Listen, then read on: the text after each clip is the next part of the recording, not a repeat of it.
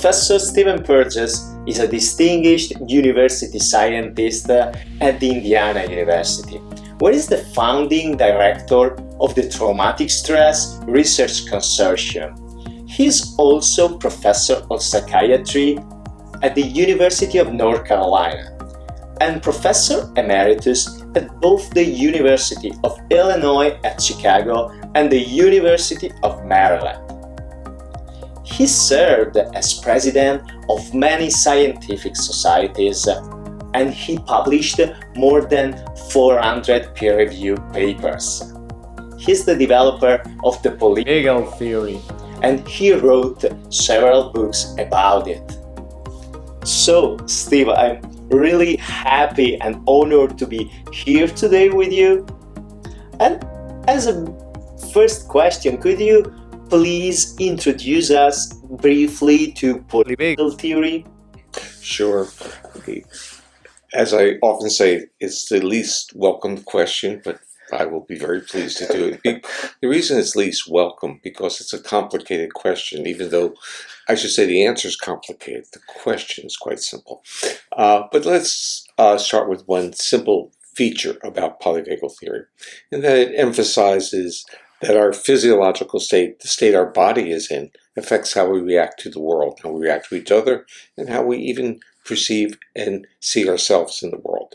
So in psychological terms, polyvagal theory emphasizes the organismic state of our autonomic nervous system as a variable that is in between or intervenes between stimulus and response.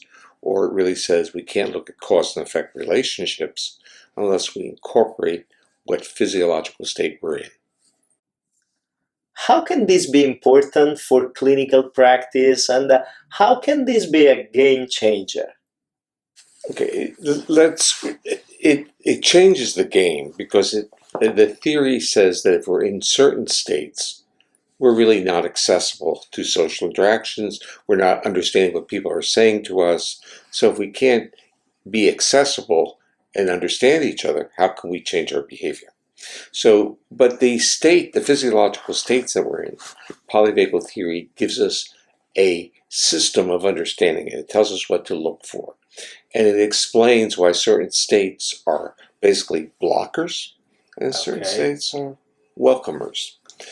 And those states are really based upon the neural regulation of our autonomic nervous system, and it tracks our evolution. And the critical point of polyvagal theory is what our nervous system did with the ancient reptilian autonomic nervous system that mammals inherited.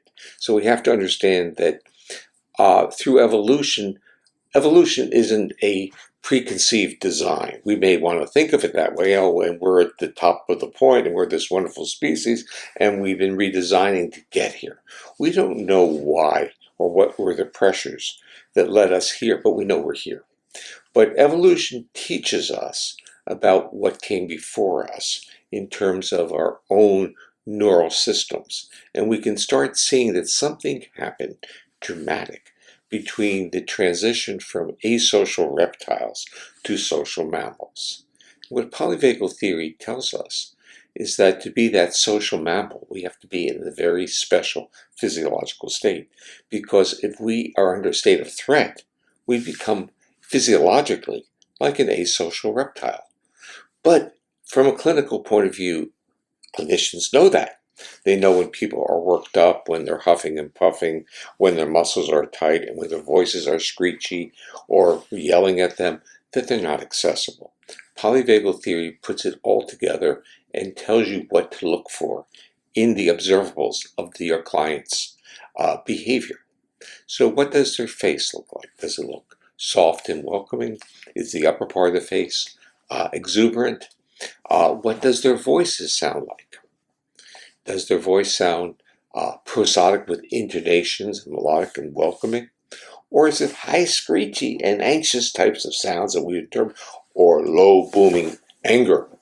And what our study of evolution teaches us is that vocalizations are very important in signaling others whether it's safe to come close to or not. And that's wired into our genetics. So when we have a mother talking to her baby, the baby didn't learn to calm based upon the melodic voice of the mother. The baby was wired to calm because the prosodic voices, the intonation, were wired in as cues of safety. And Polyvagal theory explains how that occurred. We survived, mammals survived, because they could co-regulate, they could connect with each other. Now you use different words in ACT and other therapies, but connections and feelings of safety are implicit. And the issue is, what are the true cues of safety versus what do we really think? So if I say that you talk with a prosodic voice, and your voice, you start moving the frequencies up and down, and it becomes like sing-songy, and I start looking and say, what's the matter with you? Because the voice is not conveying what my nervous system would want. My nervous system knows what it wants.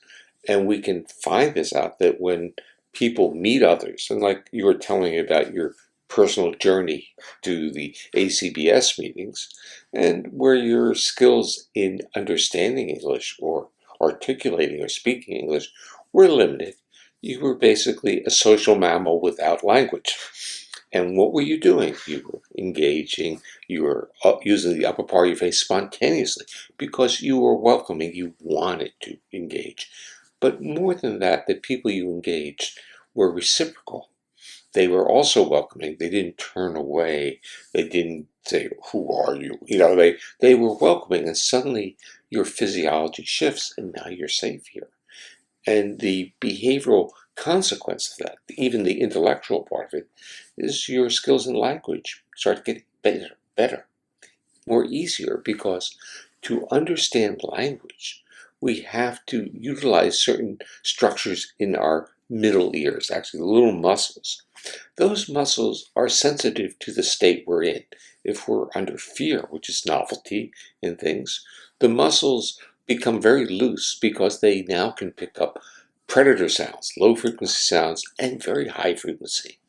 But human voice is somewhere in the middle.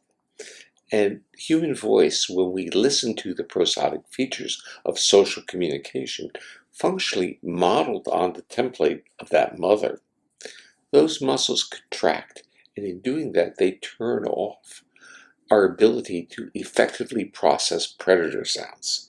So we are getting something, but giving something up. We give up looking and being hypervigilant for predator. And we're getting in exchange cues that make our bodies feel safe. And guess what? What do? We broadcast cues to others that they're safe with us. And suddenly we feel connected. That's really interesting. So, human connection, trustworthy and safe contexts can be really something that can improve human lives. Oh, yeah. So I was mentioning that I went to the plenary this morning, and part of the theme was on prosociality. Polyvagal theory basically says sociality is our genetic heritage. It's our natural state when we are not in states of threat. So we become, when we're in a physiological state of calmness and safety, it even supports our organs, meaning visceral homeostasis, health, growth, and restoration. We feel safe. And what do we do when we feel safe? We become accessible to others. And now, what does feeling safe and being accessible to others do? It makes us continue to feel safer and enables us to enable others to feel safer. So we build this reciprocal co-regulation of our physiology. And that physiology is not just a social template of society. It makes us healthier, physically healthier. So it has two levels: a level of trust and unity, cooperation, and also we're physically healthier. The part that I started to see on this journey of sociality was this is basically the template of human society. That the mother-infant interaction, this ability to co-regulate, because the mother's not just calming the baby. Once the baby confirms to the mother is being calmed by the baby. That This reciprocity of cueing safety to others becomes the basis of trust, even the basis of business. It's the basis of society. And when it gets disruptive, as we have seen during the pandemic, with the war in Ukraine, with the political crisis literally around the world, which is really in part dependent upon what happened to our nervous systems during the pandemic. The pandemic retuned us into a state of threat because the virus was threatening, it is threatening, but historically, meaning through our own evolutionary, or let's say phylogenetic history of being a primate, being a human, is that when we're under threat, what do? We try to engage another of our species. But what did the pandemic tell us? Stay away, because your normal method of calming your body is now a threat. And this created a very disruptive strategy for our nervous system. So where we started to gravitate towards social isolation, when social isolation is what we fear the most. So we basically socially isolated to survive, while our nervous system says, where's my social nourishment? Thank you. I was wondering, there is a way to apply these findings and your research to therapeutic relationship in clinical practice? Yes, yes. I mean, I talk not as a clinician. So other people have taken these ideas and have developed them into nice programs of intervention. But a polyvagal informed therapy is not necessarily polyvagal therapy. So people who've been trained in somatic experiencing, uh, internal family systems, EMDR, and a variety of others have embedded in their treatment models polyvagal theory. Now, what does that really mean? It means I'm aware of your physiological state. How am I aware of it? I'm looking at your arms. I'm seeing how much tension is there. I'm looking at your face, especially the upper part of the face. Does it glow? Does it project? In clinical terms, people call it the softening of the face. But it's really more than softening. There's a type of exuberance gets projected, because when that upper part of the face is alive, the muscles to the middle ear start to contract. Now you can understand and hear my voice better. So we now have this portal of social communication that has a vocal component, a facial gesture, and posture, a presence. Our body's responding to presence. And therapists know this. They know when they're making progress with their clients. Why or how? The client starts to look at them. The client's voices start to change. Posture changes. And then all the other things that therapists are looking for, whether we use the term insight or they feel more agency in their behavior, they're, in a sense, becoming, in polyvagal terms, I like to say they're becoming more embodied. But we could break that down and say, what does that really mean? It means that they are now co-regulating within their body, meaning the brain and the body are talking to each other and regulating. And this is another important part. We live in a culture that says, I don't care about your feelings. I want you to be productive. I want your behavior. I don't want whether you like it or not. I want the output. And this is a product of capitalism, but also religion had that too. Don't do certain things. We don't care about how you feel. Don't do certain things. The part of what that ends up doing is turning off feedback loops. The body and the brain, especially the brainstem, that's the lower part of the brain, is continuously monitoring our bodily organs. And when we say don't feel things, get over it, we are saying don't let those feedback loops inform your brain. And so now through top-down mechanisms, we turn off what the body is trying to tell our brain.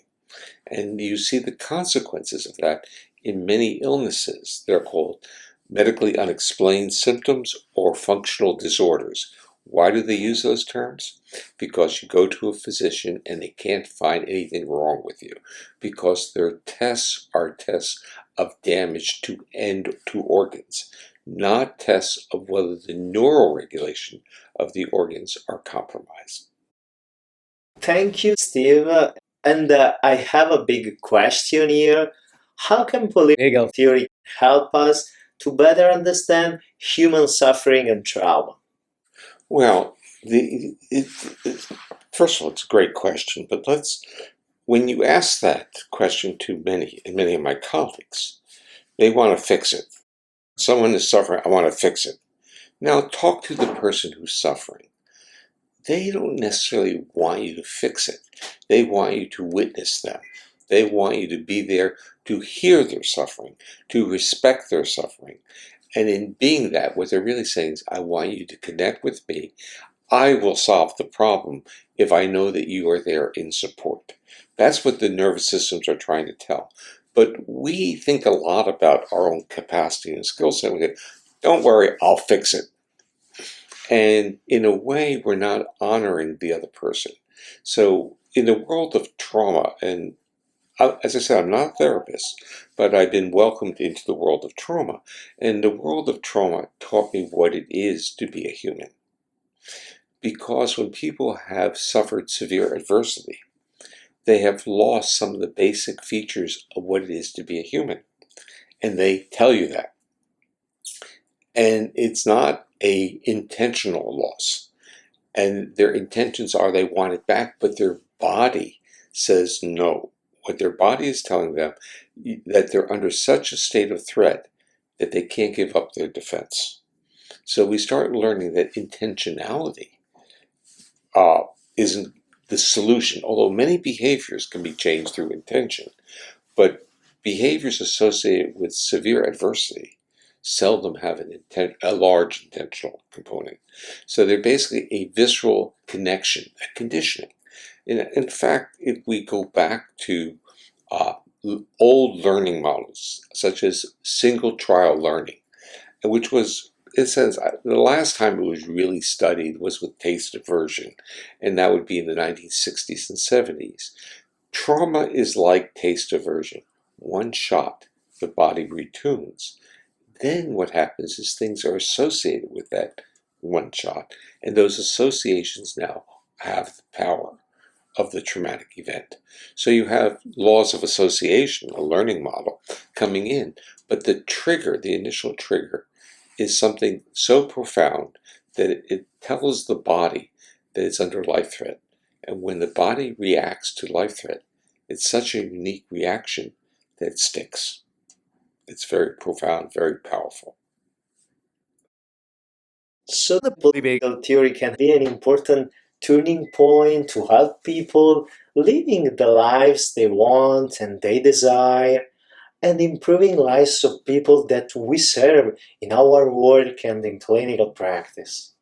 So if we understand that these physiological states that we can be literally shocked into follow a hierarchy that parallels evolution, we have our roadmap. So our first or newest circuit is, hey, how you doing? Okay, now when you have severe adversity, that doesn't work, right? The next one is we have a fight-flight system. And with people who have been under adversity and are highly mobilized and anxious and under threat, it's pretty, it can be devastating, but it's accessible. So you work with that, and where people play games, they mobilize, but they look at each other. So dance, movement therapies may be helpful. And people are respectful that maybe they need to get up and walk around in therapy. And so they understand that mobilization is part of their reaction. But when a body goes into life threat, it's a totally different portfolio of outcomes. It starts off, in a sense, for some individuals, they pass out, they faint, or they'll urinate, defecate. The body says, this is the end. And then what happens is that since this is very dangerous for your nervous system because you don't get enough oxygen, the body says, maybe I'll just freeze. And you see, what do I mean by freeze? They don't move, but there's muscle tension. And that gets that sympathetic nervous system on board while immobilizing, so there's enough blood flow. And then the nervous system, being so clever, and not necessarily intentional up here, but intentional on his brainstem survival, is basically going to decisions and say, this is also not very pleasant. How about if I do something more efficient? What if I just dissociate? So I keep my physiology on board, but mentally I go someplace else. And so now you start seeing it moving up to higher levels of the brain without compromising the body. So this is a narrative that therapists can use to talk to their clients. And in doing so, even if dissociation is a feature of the client now sees this as literally a heroic attempt of the nervous system to take good care of them, as opposed to being frightened of it as psychosis. So, wow, look what my nervous system did. Now I can understand this. I can literally welcome the responses, and now those responses become available to be modified. What we have going on is that we get shame and we feel blame, and we don't want to acknowledge those bodily feelings. And this is, I guess, acceptance. And so the acceptance is, in polyvagal terms, an honoring of the physiological response that had a function, had an adaptive function. Then the next one in ACT is now commitment. Now once I honor it, what do I do with it? And that's where therapists do their job. I'm not telling you how to do it, but the issue is it has to start with honoring your body. Okay. And then it says, once I honor the body, I learn, in my own terminology, I learn to navigate. I learn to move my body into spaces that enable it to feel safer. Thank you so much.